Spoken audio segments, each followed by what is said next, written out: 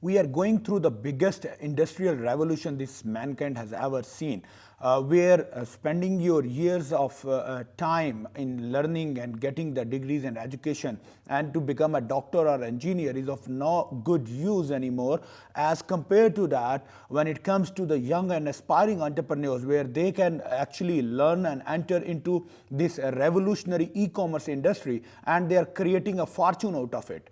The global e-commerce market size is expected to reach to $16.6 trillion industry by the end of the year 2023, and it is expected to reach to $70.9 trillion industry by the end of year 2028, which is an immense aggregated growth rate of 27% almost. So what does that mean? The e-commerce industry, there is a lot of opportunities for you as a young entrepreneurs, young aspiring entrepreneurs, where you can enter into this industry and create a legacy, create a fortune out of this industry. While many of you still think and still believe that it's getting very tough or very hard to enter into the e-commerce industry, or it's too late to enter into the e-commerce industry, the market is very oversaturated, there is a lot of competition and less potential left. So there is a good news for you guys that based on the current stats, the e-commerce industry in regards to the total global retail sales is $6.3 trillion, which almost 21% of the global retail sales. So what does that mean? That means if the e-commerce has transformed and captured 21% of the global retail sales until now in the last 5 years, so it clearly states there is a lot of room, there is a lot of potential for you guys to hop onto this industrial revolution, learn the expertise, and create your own fortune out of this industry. Now the challenge comes in that what is this e-commerce industry? What are the most lucrative aspects of the e-commerce industry as a whole and Amazon industry in particular? So in order to dissect and understand this whole global e-commerce phenomena and what potential does this industry still have and how can you take the pie of this whole e-commerce cake, I have decided to invite a guest in my channel, a person whom I have been following for quite a long time. It's been a couple of years now, and I have seen her success and her growth and her creating a fortune in this e-commerce industry, which has successfully replaced her current 9-to-5 job. And she has created a big success, not only for herself, but a lot of other students belonging to her. So today I have invited none other than Miss Mandip Kaur to my channel. She's from Vancouver, Canada, and she is here in Las Vegas attending the e-commerce seminar, the Alibaba's co-create event. And somehow I get hold of her, and I appreciate for her taking the time from the busy schedule, and she's joining me to explain how the e-commerce industry is working. What are the scope of e-commerce, what are the opportunities behind the e-commerce industry, and a lot more in detail. So, Mandeep, welcome to the show. Well, thank you so much for having me. Oh, you're welcome. How's your tour? How's your trip going on all the way from Canada to Las Vegas? Yeah, it's been great so far. I've been able to connect with a lot of entrepreneurs, and it's always very invigorating and re-energizing meeting people. That's good. That's good. Okay, so Mandeep, just for my viewers, just so they understand, the background of you, if you can just share a bit of your story. I know your story because I have been your follower from the last probably at least 4+ years, I would say. And but I just want you to, from the horse's mouth, tell your background and how you have created your fortune in e-commerce industry. Yeah, for sure. So my name is Mandip Kaur. I'm a full-time Amazon FBA seller. I actually was born and raised in Toronto and moved to Vancouver after I got married. And through that journey, I became a stay-at-home mom for a few years, but there was always something itching at me inside to want to build and create something for my own. And I think a lot of moms and women struggle with re-entering the workforce when they have kids and creating that work-life balance. Right. So I did go back into kind of a corporate job, but once again, was always itching for something more. And I kind of fell into selling on Amazon. I listened to some podcast about somebody selling books. And a couple of months later, I decided to go on YouTube and learn more about Amazon. And that's where I learned about the different business models. I ended up launching 2 failed products because I bought a really crappy course that told me that I'd be a millionaire overnight. But the definition of insanity is doing the same thing over and over again and expecting a different result. So I changed the way I did product research. I honed in on how to do ads on Amazon, and the third product took off, and I haven't looked back. And I was able to quit my full-time job in November 2020, scale my business in Canada and the US, and now I actually mentor people and help teach how to create your own Amazon FBA business. That's impressive. That's impressive success story, Mandeep. So I'll just take a little bit, dive back into the history. So you were a home mom, and then you started a job.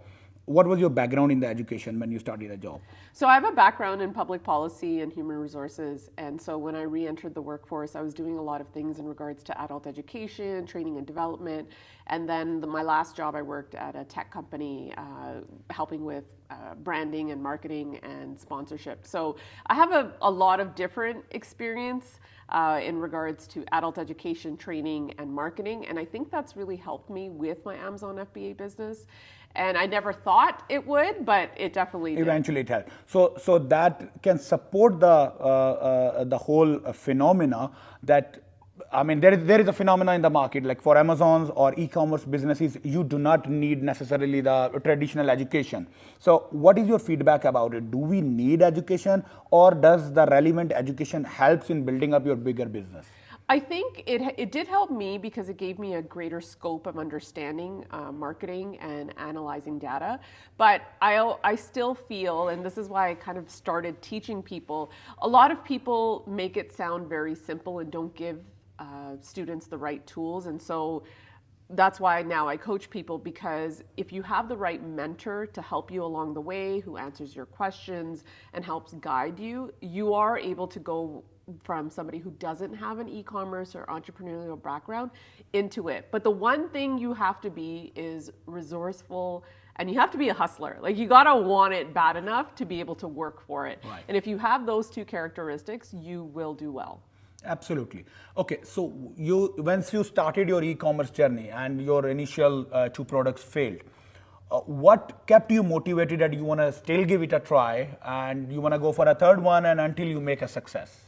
So I will credit my husband for this. And when I realized that these two products were failures, and when I talk about failures, financial failures, I still learned a lot along the way with this. And when I had the conversation with him saying, these two products are failures, and he said, you know what, Mandeep, you got yourself into this, you're going to get yourself out. And that was his way of saying, I know you can do this. You just got to figure this out. Like, you're smart, you're educated, you can do this. And so that kind of gave me that little bit of confidence that I needed, that, yeah, if I got myself into this, I can get myself out and create the business that I want.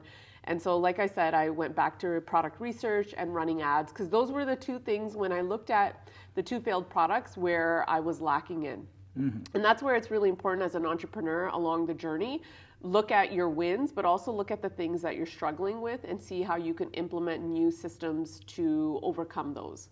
Amazing. So you would support the fact that getting one or two or initial couple of products failed does not mean that the business is a failed business or a failed industry. It's just like you learn the curve and you move to the next step and you move to the next stages. If you talk to any entrepreneur, and there's been so many who've been speaking over the last 2 days, it's not an instant home run success, right? There's a lot of wins along the way that you have to understand. And when I look at it, one thing I've implemented in my business also is I've taken the emotional part out of my business, and it's a numbers game. So that's when I say those two products failed. That didn't mean it was a reflection of me.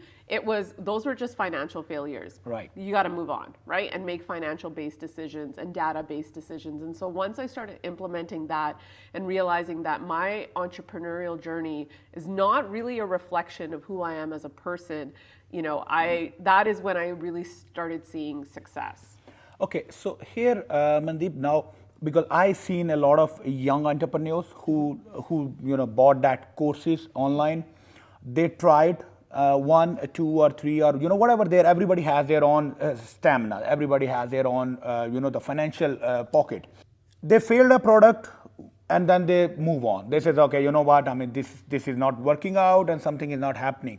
What do you think? Is there any criteria where you need to gauge that until what stage you keep on trying and keep on hustling? Like it's not like you can't have a 20 products failed and still trying it. So is there any criteria for it? So I think, well, number one, now going into this game for almost my 6th year, it's not get rich quick, right? Any entrepreneurship journey, it's not get rich quick. It takes time, effort to build that. If you've launched one product and you're like, oh, this doesn't work, you need to figure out why it didn't work. Did you not niche down your customer? I think to be successful on Amazon or any e-commerce business right now in 2023 and beyond is you have to niche down on your customer. And even within things like the beauty brand, niching down to either different cultures or different people who need those products, the larger companies aren't going after them. And so success is really niching down the product and understanding how to get it in front of the right person at the right time. Got it. So the objective is to get the analysis, even if you get failed once or twice or thrice, based on your budgets, based on your future objectives, based on your goals, you need to figure out, you need to do the deep analysis, you need to sit with some seniors, some experts who have been there, who have done that. So at least you can figure out what was the reasons of failure. So you take basically the best results out of it and a good learning along the curve, and then you move to the next phase. Great. So when it comes to the e-commerce industry, Mandeep, so there is a common, the mind frames that e-commerce is equal to Amazon. But we know that Amazon is a part of e-commerce, but e-commerce is not only the Amazon. So what do you think as an e-commerce as a whole and Amazon in particular for a global space of e-commerce? So where do you see the future of e-commerce? So one of the facts I always say is 90% of sales still happen at brick and mortar. People are still going into stores. 10% are online, of which 50% is owned by Amazon. Right. So as Amazon gains traction and grows their brand, and keep in mind, Amazon FBA is just a small part of Amazon's entire business model. Right. And when you go anywhere in the US, whether it be Whole Foods or AWS or Amazon Prime Video, it's a key. One of the things Amazon believes in is customer obsession and understanding customers. So being able to tap into that and leverage that for me, especially being Canadian and being able to sell products to Americans and Canadians has been key for me. I don't think I would have been able to do that without a huge amount of investment. Now, having said that, I still rely heavily on Amazon ads to launch my products, but the integration more of social media buying is something that we now need to be aware of. There is always an immense amount of content out there, and people are turning to social media to purchase products now. So, whether it be discovering new products or whether identifying new brands. So having a social media strategy, whether it be through Instagram, TikTok, or, YouTube, is going to be pivotal for any brand if they want to scale their business off Amazon. Right. So omni-channel presence is important for building up your own e-commerce brand. But since Amazon captures the major market in the whole e-commerce industry, so that is something which we cannot neglect for sure. So now moving to our next question. When it comes to Amazon, there are different models of Amazon. There is Amazon private labeling, there is wholesaling. So how do you differentiate between these two models, and which one is better than other and why? Well, I think I lay it out. When I first started I do private label. Okay. And when I was understanding just Amazon as a whole and understanding wholesaling, I felt the margins were a little bit thin on wholesaling personally. And then also I never felt like I had control over my brand, that I was always under, the distributor's rules, or the brand at any time can, revoke it and own it. And for me, I look at it as wholesaling as kind of, if you're Airbnb-ing, say for example, and you are renting the house and then subletting it to somebody else. Yeah, you're making money in the short term, but for me, it's long term and wanting to exit out one day, building a brand and being able to exit out and sell my Amazon FBA business. That has always been why I've wanted to do private label and why I did private label. So not only am I making revenue and profit throughout the journey, but I have an end asset that I can sell and leverage and then decide what to do with it. Great. So the biggest difference between a wholesale model and a private label is that if you want to become a middleman between the brand and the the manufacturer and the customer, if you want to become the middleman, you want to play safe, you don't want to do creative things, then you can just become the middleman and do the Amazon wholesaling or e-commerce wholesaling, where you are buying a products at wholesale and selling it to the retailers or end users. But you do not have a control, you are not building your own brand equity, and it's not a highly, extremely scalable model.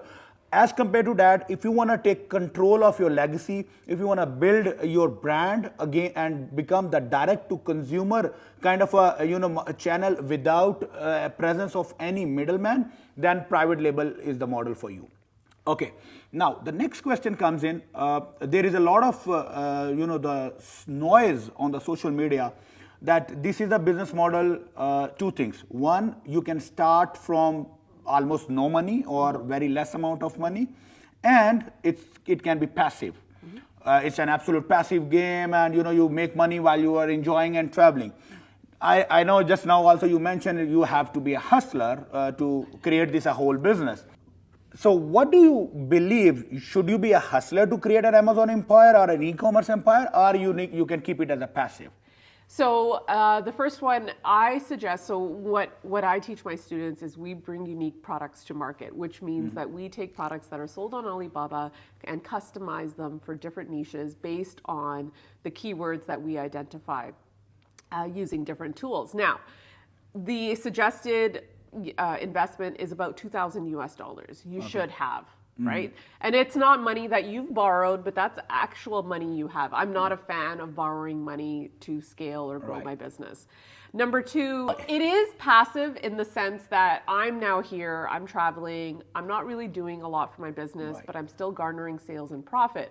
However, any passive business model takes time to build. You still have to build it. Doesn't matter what it is, whether you own real estate or you're investing in the stock market. You still need to build that and build that capital and build that portfolio.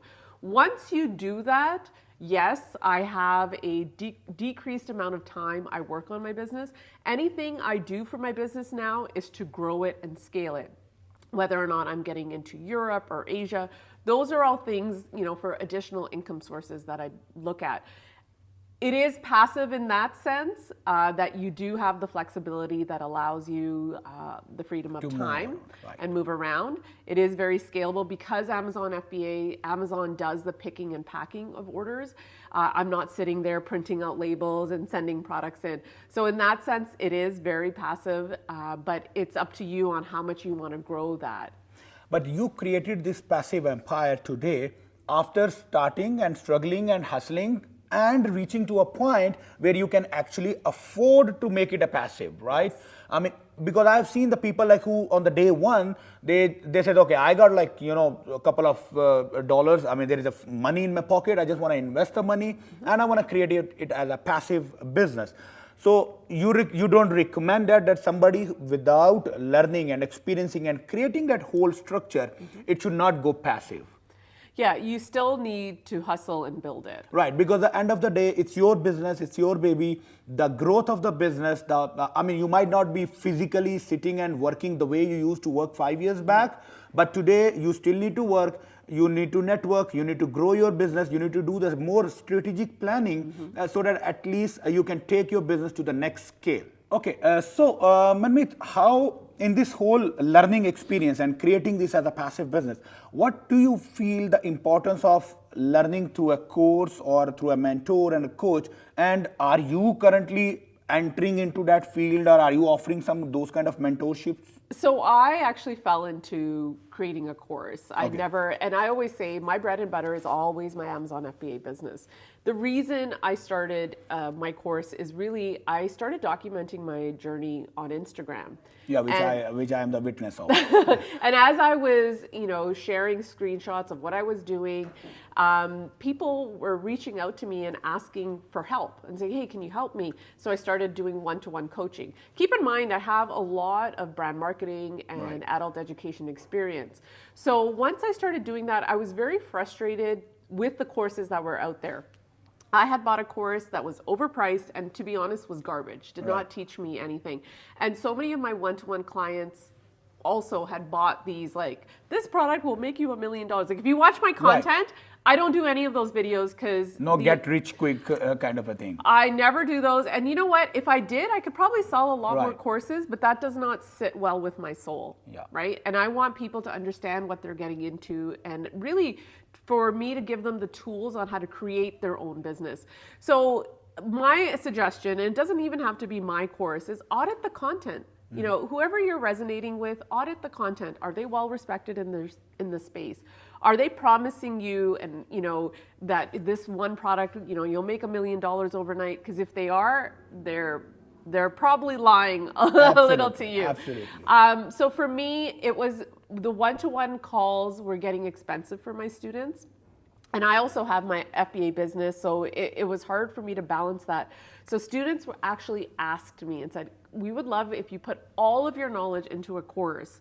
And so with that, I still wanted to ensure I gave my students value and that they were able to reach out to me. So with the course purchase, you get all, unique modules, but you also get a private Facebook group where you can ask me questions. And you also get a 30-minute consult with me, which you can use to verify your product. But the best part is weekly Zoom calls. I host weekly Zoom calls with my group. And that is really to keep them motivated and have them feel that somebody's there to help them along the way. And, I usually present a topic, like next week we're going to talk about sourcing since I've been here and all the things that I'm learning and I'm going to share with my group. But then at the end of the call, they have an option to have a Q&A session with me where they can get real-time feedback for their business. And that, to me, I love doing that because that gives me an immense amount of value and pride of the students creating a value for the community. Exactly. That's exactly. Good. So basically, you created a course on demand, as per the public and your audience and your the students' requirements and objectives. That's good. So there is no harm in learning from the courses and the coaches.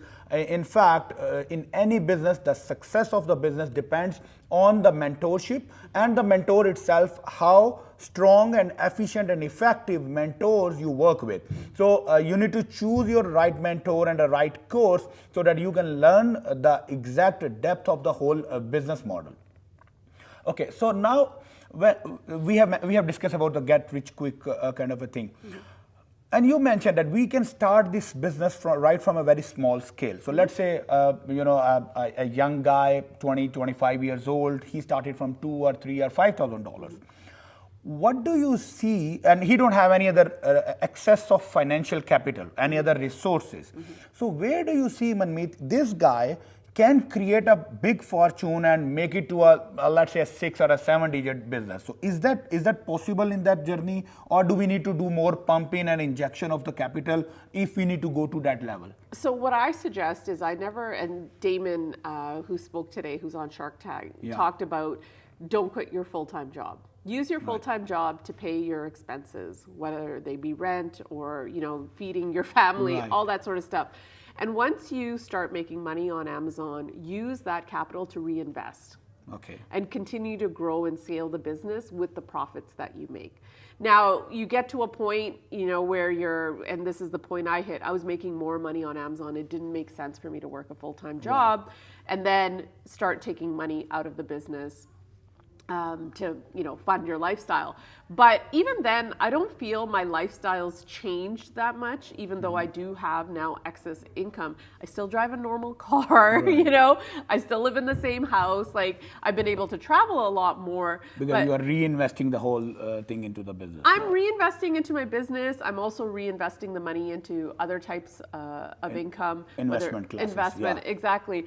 But my life, it's changed in that aspect, but there's no Porsche. I don't, you know what I mean? I also have children who are young adults. Right. And are so it's a time for them to get the Porsche and Ferrari. Well, I don't. My uncle always said the only person who cares about the car you drive is you. Is you, right. Right? So yeah. So Amazon can increase and add value in your lifestyles it can supplement in the beginning to your current incomes, and then over the period of time reinvest all the profits, reinvest everything which you get from your current income or a current business, so that you reach to a point and then you can afford very conveniently the luxury lifestyles. But that does not mean that immediately you start in actually spending your income on the luxuries. You start building your different asset classes, different investment opportunities, and create your legacy. Okay, so Mandeep, now my next question comes in.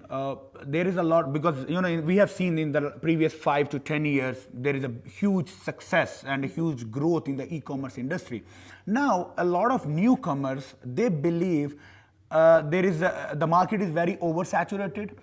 There is a lot of competitions, and it's getting too hard to enter into this industry, or it's not giving you that much good rewards. So what do you see? What is your feedback, and where do you see the future of Amazon and e-commerce, and where do you see is there a good scope until now left, and is it still hard to enter into the industry or no?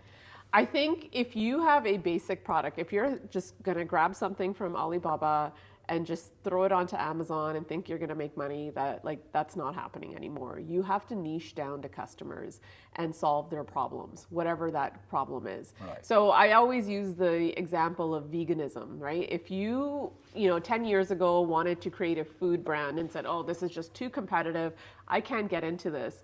Yeah, if you look at it from an overall perspective, it is. But if you niche down to a certain market, right? So say a vegan client, what are they looking for? What are the things that are important to them? How is your product solving their problem? I come through products, I think I could spend my whole life launching products, because I'm always looking at ways that people are trying or have problems, and creating a product that will solve that problem, and creating solutions. Once you start looking at it as, I'm not just selling products, but I'm selling solutions, that changes the way you look at product research and allows you to niche down. And even in my course, I have a couple of modules dedicated to understanding who the customer is and the customer avatar, and building that. Once you understand who your customer is, things like your listing, your product, the price, all those come into play of understanding how you can best create this product for a certain niche. That's amazing. So basically, yes, there is a competition, but the best thing is you need to find your own niche. You need to create your niche.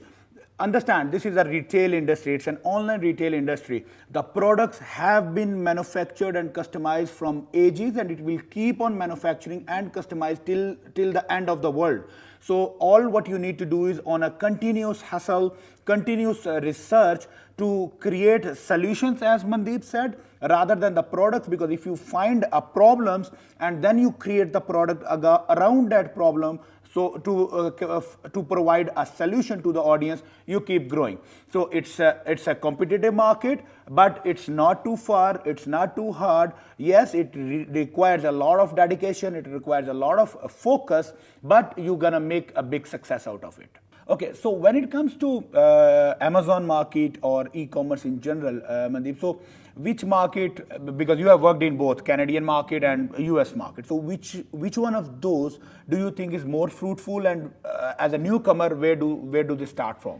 So that's going to really depend. I, as a Canadian, started selling in the US market because when I started 5 years ago, Amazon.ca was very, very small. Right. And as the pandemic went on, I saw substantial growth in the Canadian marketplace, and I accidentally fell into selling on Canada because Canadian customers were buying my products through NARF, North American Remote Fulfillment.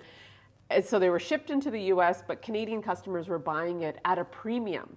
So I thought, okay, if they're paying almost double, why don't I start importing all my current SKUs, my US-based SKUs into Canada? And that's what I did. The Canadian market has seen substantial growth. I think it is going to continue to grow. The key is, it is a smaller marketplace, but I find it a more profitable marketplace because less people enter in the Canadian marketplace. As U.S. sellers, the U.S. sellers are going to focus on the U.S. So if you're a Canadian, and I've said this before, if you're a Canadian and you're like brand new to e-commerce, Amazon.ca is a great place to start and get your feet wet. You could take what you learned from that experience and either grow on .ca and you build a whole catalog and brand, or then you can go into the US. Into .com. Yeah. So start from a smaller market and then exponentially grow your business. And once you reach to a certain point where you can actually compete in the biggest market, then you go to the Amazon.com or enter into the US market. Okay, so other than the product selling, Mandeep, Amazon itself has a different other modules as well. Like you can be affiliates, or what kind of other opportunities are there where if somebody wants to enter into the industry, wants to hop onto this e-commerce disruption and e-commerce industry ship, but he don't want to sell the products. So do you think there are other, virtual assistant services, agencies, and other programs which Amazon offer, which somebody can avail? There are, I mean, through Amazon affiliates, that's an opportunity for you to create content and have people buy and you get a certain commission off any purchases made, I believe, within the next 24 hours from the link. So there's a lot of opportunities to grow if you want to be forward facing. What I love about my brands on Amazon, I'm not the face of my brand. Right. So I kind of like that, being shy away. My brand on TikTok is my personal brand with my coaching program. So it's all what you want and what you're comfortable with. I know a lot of people who are, especially young women, they may not want to be the Instagram influencer. They're not comfortable showing, maybe their husband or their family or their kids. So selling products on Amazon is an anonymous way to be in the e-commerce game and make money. Great. And when it comes to the the virtual assistants, so are you using in your brand currently the agency services or virtual assistants? And do you think there is a scope in that field if somebody wants to go to the Amazon service providers or virtual assistant services? Yeah, I actually have now a virtual assistant who helps me a lot with my business. In regards to, a lot of people reach out to me about PPC services, Right. And running Amazon ads. I still do my own Amazon ads for a couple of different reasons. One, I think I understand my brands the best.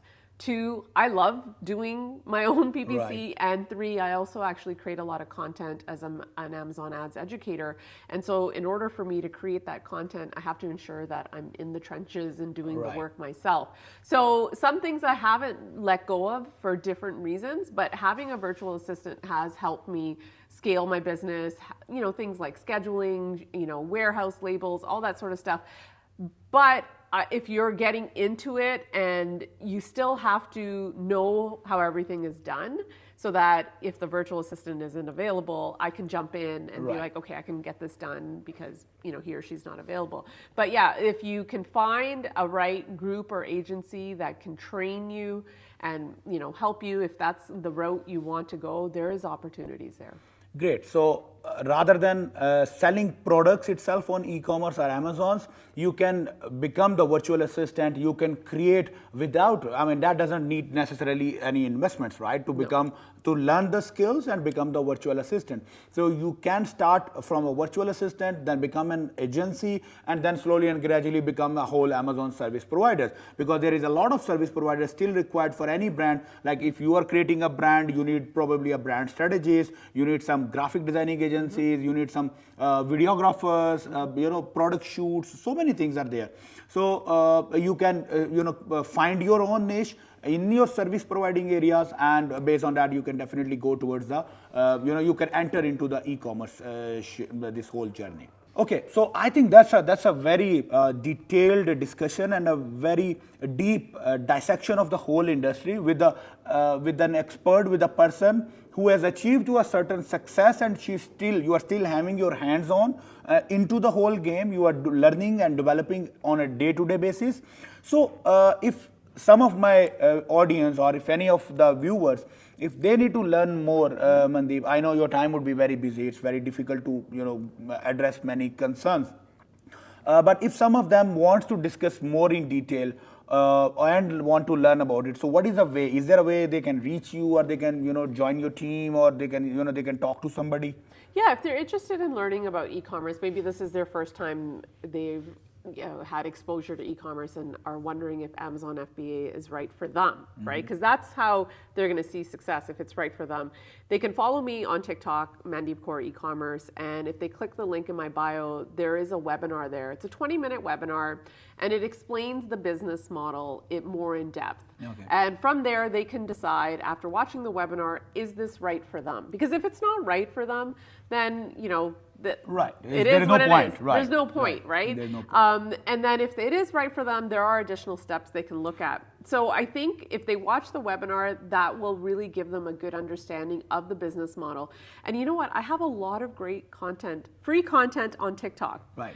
So it's important, guys. It's free. So just and the link of all the social media handles will be there in the description of this video.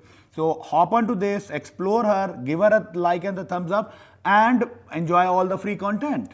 Yeah, and if they have questions, they're welcome to post them in my TikTok. Okay. I try my best to reply to as many questions as I can in video format to help people. Because at the end of the day, if they take that step and they realize, okay, this is for me, it could be really life-changing. Right, right, absolutely. So there is no barrier now left for you to understand the whole e-commerce industry, Amazon industries, Amazon FBA business model, private label business model. If you are interested and if you want to learn more, she is the person. You just need to follow her, and trust me, I'm telling you, she provides the best value content when it comes to the e-commerce in the whole industry. I really appreciate it. Thank you so much, and thank you so much, Mandeep, for joining me today and providing such a valuable information. It's really lovely to have you here and to learn a lot from an e-commerce expert. Thank you so much. I really appreciate it. Thank you for having me here. This was a lot of fun and great. Thank you so much. So after all these aspects and understanding the detailed analysis of the e-commerce industry and its global volume and the global potential what it brings on the table, you need to understand that this is an industry for you today. You need to learn the e-commerce industry. You need to understand how you can create a fortune in this e-commerce industry. And this e-commerce is a full-time business. You need to understand this is no more of a side hustle or a side gig or a part-time kind of a job or a business. You can actually start from a scratch and grow exponentially, create a whole mega structure and a mega empire out of your e-commerce industry. And not only that, let me end up this conversation by telling you one more amazing fact of this industry, that if you are interested to create e-commerce as your next fortune, as your next industry, as your next big business plan, then not only this can change your existing lifestyle, it can uplift your lifestyle, it can create a whole freedom which you wanted to have for your life, but also it can create and bring a lot of opportunities for you to enter into the USA market based on this model, whether it's Amazon or e-commerce, a private label model or a wholesale model, or other than the Amazon, any other kind of e-commerce industry or e-commerce models, whether you become a retailer or investor, or you become an e-commerce service provider as a e-commerce agency. So there is a big scope for you where you can qualify for E2 investor visa or E1 trader visa. So based on this model, based on this industry, you can not only make your business fortune, but also you can create a fortune and a legacy for your family, where you, along with your family, you can move to USA, you can expand your business exponentially locally here in the country, and you can qualify for E2 visa as well. So if you have any more concerns with regards to the business opportunities in USA or e-commerce industry particularly, or E2 visa if you want to discuss about, so feel free to reach out to me. Me and my team would be happy to address all of your concerns. Thank you so much.